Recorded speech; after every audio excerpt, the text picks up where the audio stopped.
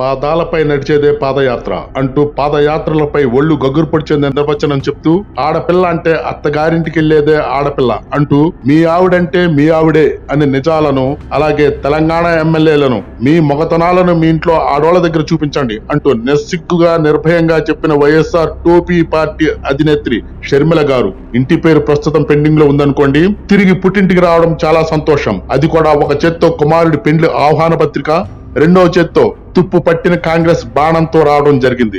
ఆ రోజున తండ్రిని చంపింది ఇదే కాంగ్రెస్ అని అన్నా చెల్లి యాత్రల మీద యాత్రలు చేశారు. చిరంజీవి గారు ప్రజారాజ్యం పార్టీని ఇదే కాంగ్రెస్ కి అమ్మేశాడంటూ గావు కేకలు పెడుతూ చులకనగా మాట్లాడిన ఈ బాణం ఇప్పుడు ఏం తీసుకుని తన టోపీ పార్టీని కాంగ్రెస్ లో కలిపేసిందో చెప్తే బాగుంటుంది. తెలంగాణ పోలీసులతో చెడుగుడు ఆడుకున్న తల్లి కూతుళ్లపై అక్కడ పోలీస్ డిపార్ట్మెంట్ ఏ చర్యలు తీసుకున్నారో తెలియదు. షర్మిల కాంగ్రెస్ పార్టీలో చేరటం మాకు లాభం అంటే కాదు, మాకే లాభం అనుకుంటున్న అధికార ప్రతిపక్ష పార్టీల వాదన చాలా హాస్యాస్పదంగా ఉన్నాయి. వ్యతిరేక ఓటు చెల్లనవను అంటున్న పవన్ కళ్యాణ్ గారి లక్ష్యానికి షర్మిల కాంగ్రెస్ చేరిక ఓ మేరకు ఇబ్బందికరమే అనుకోవచ్చు. వ్యతిరేక ఓటు గంప గుర్తుగా టీడీపీ జనసేనకు పడితే అది ప్రతిపక్షాలకు మేలు చేస్తుంది. అలా జరగకుండా ఉండాలనే జగన్ ఆడుతున్న నాటకం అని ఎందుకు అనుకోకూడదు? అన్న మీద, అన్న పాలన మీద అంత వ్యతిరేక భావన ఉన్నట్టయితే రాజన్న రాజ్యం కోసం తెలంగాణలో కాకుండా ఆంధ్రాలోనే పార్టీ పెట్టి ఉండేవారు. అవినీతి ఆరోపణలతో కొడుకుని జైల్లో పెట్టినప్పుడు తల్లిగా యాత్ర కొనసాగించి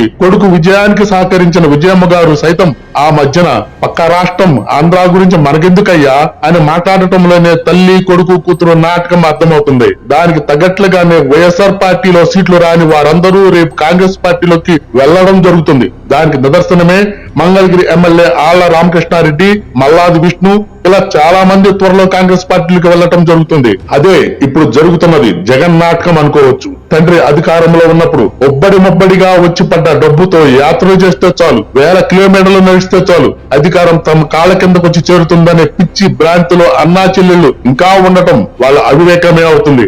ఏదేమైనా మెట్టినింట్లో అవమానపడి పుట్టింటికి చేరిన జగనన్న వదిలిన బాణం ఎటు వెళ్తుందో చూడాలి. దయచేసి ఛానల్ ని కొద్దిగా సబ్స్క్రైబ్ చేయండి అబ్బా ప్లీజ్.